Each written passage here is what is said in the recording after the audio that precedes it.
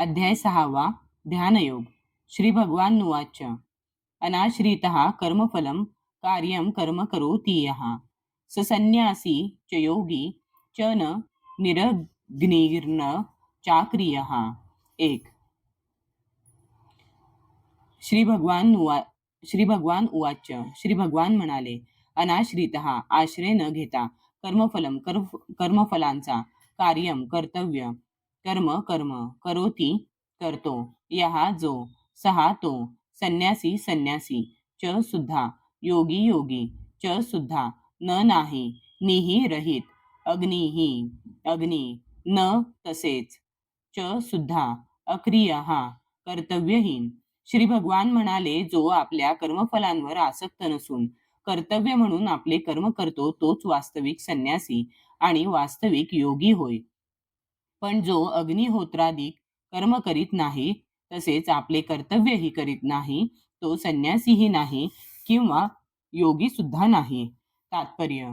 या अध्यायात भगवंतांनी मन आणि इंद्रिये संयमित करण्याचे माध्यम म्हणून अष्टांग योग पद्धतीचे वर्णन केले आहे. तरीही सामान्य लोकांना, विशेषतः वर्तमान कलियुगामध्ये, या पद्धतीचे आचरण करणे अतिशय कठीण आहे.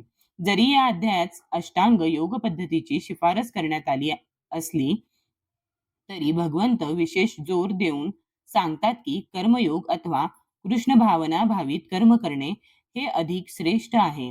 या जगामध्ये प्रत्येक मनुष्य आपले कुटुंब आणि त्यांच्या साधनांच्या पालन पोषणार्थ कर्म करीत असतो, परंतु कोणीही काहीतरी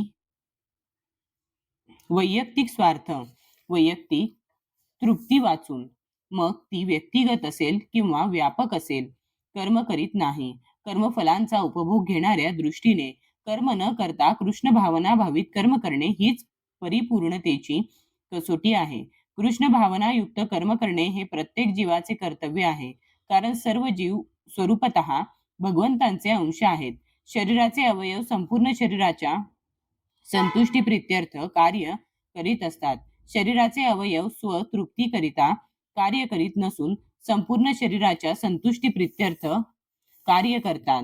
त्याचप्रमाणे जो जीव वैयक्तिक संतोषार्थ कर्म न करता परम सत्याच्या संतोषार्थ कर्म करतो, तो परिपूर्ण असा संन्यासी किंवा योगी आहे. संन्याशांना कधी कधी वाटते की ते सर्व भौतिक कर्तव्यातून मुक्त झाले आहेत आणि म्हणून ते अग्निहोत्र यज्ञ करण्याचे थांबवितात, परंतु वास्तविकपणे ते स्वार्थीच आहेत, कारण निर्विशेष ब्रह्माशी एकरूप होणे हेच त्यांचे ध्येय असते. या प्रकारची इच्छा असणे हे इतर कोणत्याही भौतिक इच्छेपेक्षा श्रेष्ठ आहे, परंतु ही इच्छा सुद्धा स्वार्थयुक्त आहे. त्याचप्रमाणे सर्व भौतिक क्रियांना विराम देऊन अर्धोन्मीलित नेत्रांनी योग पद्धतीचे आचरण करणाऱ्या योग्याला वैयक्तिक तृप्तीची थोडीफार इच्छा असतेच, पण कृष्ण भावना भावित कर्म करणारा मनुष्य स्वार्थाशिवाय परम सत्याच्या संतोषार्थ कर्म करतो. कृष्ण भावना भावित मनुष्याला वैयक्तिक संतुष्टीची मुळीच इच्छा नसते. श्रीकृष्णांना संतुष्ट करणे हीच त्याची यशाची व्याख्या असते आणि म्हणून तो परिपूर्ण संन्यासी किंवा परिपूर्ण योगी असतो. त्यागाचे परमोच्च प्रतीक असणारे श्री चैतन्य महाप्रभू पुढील प्रमाणे प्रार्थना करतात. न धनम न जनम न सुंदरीम कविताम वा जगदीश कामये मम जन्मनीश्वरे भवताद्भक्ती रहैतुकी त्वयी. हे सर्व शक्तिमान प्रभो, मला धनसंचय करण्याची किंवा सुंदरींचा उपभोग घेण्याची ही इच्छा नाही, तसेच मला पुष्कळ अनुयायी जमविण्याची ही इच्छा नाही.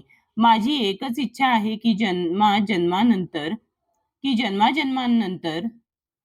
माझ्यावर तुमच्या अहैतुकी भक्तिपूर्ण सेवेची कृपा व्हावी.